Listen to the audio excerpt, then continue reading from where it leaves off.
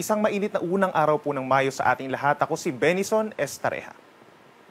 Sa ngayon po, umurong itong Intertropical Convergence Zone o yung kumpul ng ulap sa may silangan po ng Mindanao at tanging easterlies na lamang po o yung hangin galing sa Pacific Ocean ang siyang umiiral sa malaking bahagi ng bansa. So ito pa rin na magdadala ng mainit at maalinsangan na panahon at meron lamang mga pulupulong ulan o pagkidlat pagkulog lalo na sa hapon hanggang sa gabi. Hanggang sa katapusan po ng Mayo, makakaranas pa rin tayo ng mainit na panahon sa malaking bahagi ng bansa. Pinakang iiral dyan yung easterlies pa rin, yung hangin galing sa Pacific Ocean, plus the high pressure area sa may North Pacific Ocean na maaaring mag-extend dito sa Luzon. Pero meron din mga weather systems ngayong buwan ng Mayo na magpapaulan naman, kagaya pa rin ng Intertropical Convergence Zone sa bahagi po ng Eastern Visayas and Mindanao. And worst case scenario, meron din tayong possible na mga low pressure area or 1 hanggang 2 bagyo na papasok ng ating Philippine Area of Responsibility. And towards the second half of May, is possible naman yung mga localized thunderstorms or yung mga pagkidlat, pagkulog na nagtatagal ng 2 hanggang 3 oras.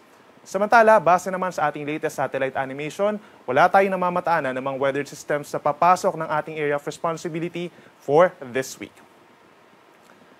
Bukas, May 2, araw po ng Thursday, malaking bahagi pa rin ng Luzon na magiging maaraw at mainit ang panahon dahil pa rin sa easterly. So kung lalabas po ng bahay bukas, siguruhin po na meron tayong pananggalang sa init gaya po ng payong at sombrero at magsuot ng komportableng damit dahil makakaranas pa rin ng maaraw na umaga hanggang tanghali ang maraming lugar sa Luzon. Nasasamahan pa rin ng mga pulupulong ulan o yung mga pagkidlat pagkulog pagsapit ng hapon. May mga lugar din po na medyo makulimlim pero hindi naman po uulanin. Kagaya dito sa Metro Manila, possible tomorrow hanggang 37 degrees Celsius ang ating air temperature, habang malaking bahagi din po ng Central Luzon, dito rin sa may Ilocos Region, plus Cagayan Valley ang magkakaroon ng maximum air temperature from 34 to 38 degrees Celsius.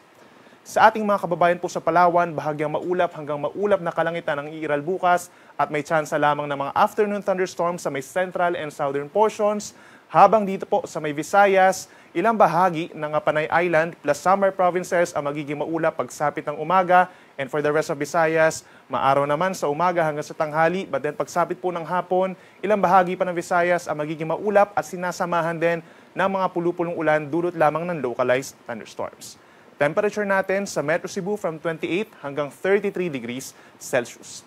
Sa ating mga kababayan naman po sa Mindanao, by tomorrow, iira lang easterly. So magiging maganda yung panahon or mag-i-improve yung weather sa malaking bahagi ng Mindanao. Medyo maaraw sa umaga hanggang sa hapon, and then pagsapit ng gabi, malaking bahagi ng Mindanao magkakaroon ng mga localized thunderstorms or pulupulong pagkidlat pagkulog pa rin. So kung lalabas ng bahay, make sure po na meron tayong dalang payong. Temperature naman natin sa Metro Davao by tomorrow, 25 to 33 degrees. Ganyan din sa may Zamboanga City.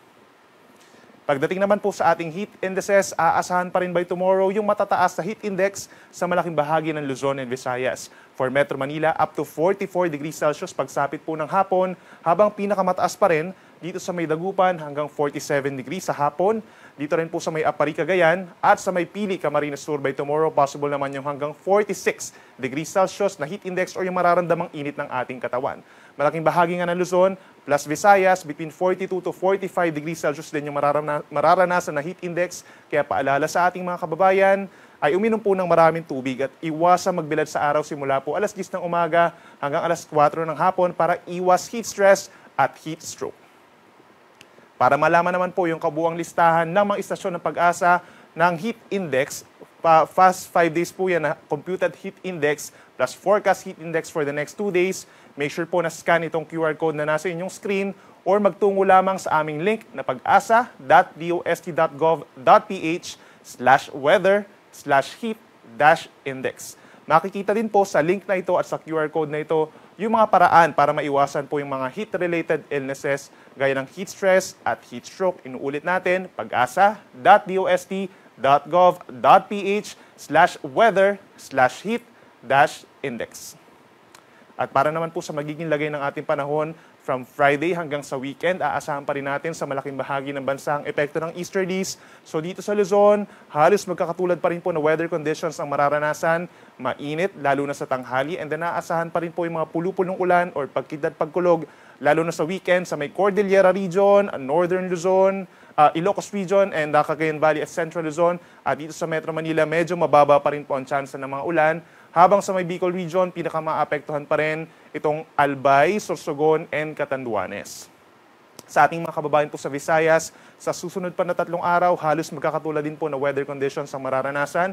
Fair weather conditions, so ibig sabihin walang tuloy-tuloy at malalakas po ng mga pag-ulan, maaraw sa maraming pagkakataon at sinasamahan lamang ng mga pulu-pulong ulan, lalo na sa bahagi po ng Eastern Visayas at sa may southern portion gaya ng Bohol at Siquijor. At panghuli sa ating mga kababayan po sa Mindanao, may mga chance na ng pag-ulan pagsapit po ng weekend sa may eastern sections gaya ng Surigao del Sur, Davao Oriental, Davao Occidental hanggang sa may southern part na Sarangani and South Cotabato, Basilan, Sulu and Tawi-Tawi. But for most of Mindanao, makakaranas pa rin tayo ng bahagyang maulap at minsan maulap namang nakalangitan. May chance na rin ng mga afternoon thunderstorms, mga 1 hanggang 2 oras lamang po ang tinatagal nito. Ang ating sunset ay 6:13 pa rin po ng gabi mamaya at sisikat ito 5:34 ng umaga. Yan man ang latest mula dito sa Weather Forecasting Center ng Pag-asa. Ako muli si Benison Estareha ng nagsasabing sana mo panahon, Pag-asa, magandang solusyon.